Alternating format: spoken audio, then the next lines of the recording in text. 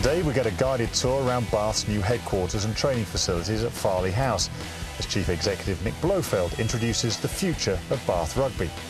We take a walk down memory lane with Danny Grewcock as he prepares for his final game and retirement. So Ian McGeechan tells us about the season to date and what next season will have in store for the West Country team. And we catch up with some of the players and talk about the journey so far this season and the mindset going into the final game.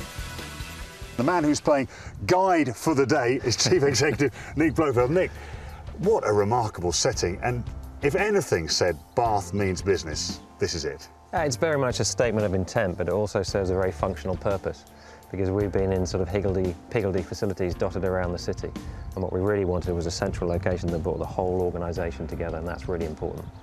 Well, the outside looks fantastic, but we want to get to the nuts and bolts of it, so let's go and have a look. Come on, have a look. So what have we got in here? This is what will be the gym. So formerly a chapel, never actually consecrated, so we're looking for a bit of divine inspiration, but it was an office until relatively recently. We're obviously clearing out the space so there's more floor space for the gym equipment, and so Paul Bunce and his S&C team can get to grips with it. This is where the coaches and the analysts will be. Right, so this is the nerve centre. This is effectively the nerve centre. What we'll actually call it, I'm not quite sure. So Nick, from this position up here, we have a real view of the intent, the scope of Bath's ambitions. And when you look at this, you realise this has to be more than just a gimmick. It's got to work, hasn't it? Oh, there's no gimmickry involved. This is all about function, and we've got to have the right facilities here, and we've got to instil that culture that we had, a decade or so ago, and we just make it easier for the players to deliver on a Saturday. That's what it's all about, 80 minutes on a Saturday. This is the 3G artificial pitch that's going down. Yeah, this is the surface for it, so technology has moved on in leaps and bounds, and they'll be training with studs on this in the future, primarily for frost and snowy conditions. Professional rugby is very much here, big time, at Bath.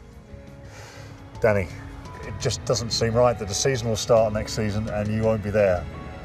Nervous? Excited? I'm excited, I have actually got another job to go to, which is obviously a little bit easier to take.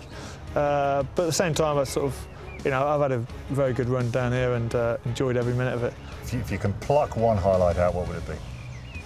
I think, I've been lucky enough to play with England and the Lions, and probably, they get the first test in 2001 against Australia, and it'd been a tough tour, and we came good in that first test.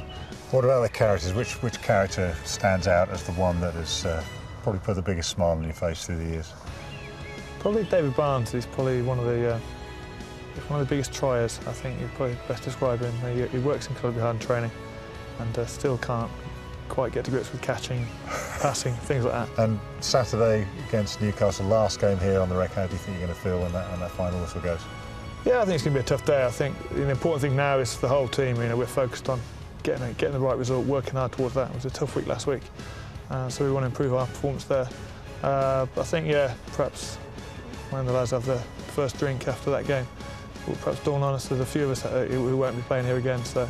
Ian McGeechan, Sir Ian McGeechan, a name that every rugby player knows, synonymous with excellence, success. You're here at Bath, exciting times. You need to do the business against Newcastle and hope that Northampton have an off day. Is that going to happen?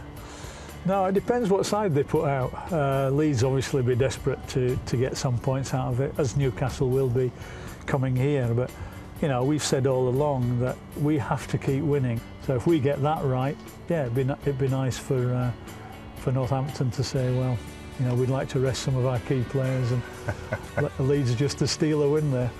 Well, but I don't think it's unlikely. I think it's unlikely. And I have to say, you come down here hearing you talk, the hairs on the back of my neck come up. It's you can tell how much rugby means to you, Keith. As always, it's great to talk to you. Great, thanks. I'll see you on Saturday. Must be nice coming into the game, last game of the season, with still a lot to play for. Otherwise, the mind just starts to wander a little bit if it's a nothing game. Yeah, definitely. I guess it's a shame we've done a similar thing to last year where we have left it right until the end. Unfortunately, we need a win, and we need a win with a bonus point, and we need results to go our way. So, we've left a bit of a tall order, but we're obviously gunning to make that fourth place like we did last year and get in the semi-finals. And it's a massive weekend, and Newcastle, when they just beat them last weekend, it was a very tough game again. So. They're playing for their lives as well, so it's going to be another tight one here at the Rec. Yeah, we need a big game against Newcastle. They're obviously fighting for their lives, so it's going to be a great game, and I'm sure they're coming down here to try and put one over us, but we obviously want to get the 5 points. Northampton, Gloucester and Bath still not entirely sure where they're going to end up, and at the bottom Newcastle and Leeds are still fighting for their lives. You can keep your fingers on the pulse every step of the way right here on Aviva Behind the Badge.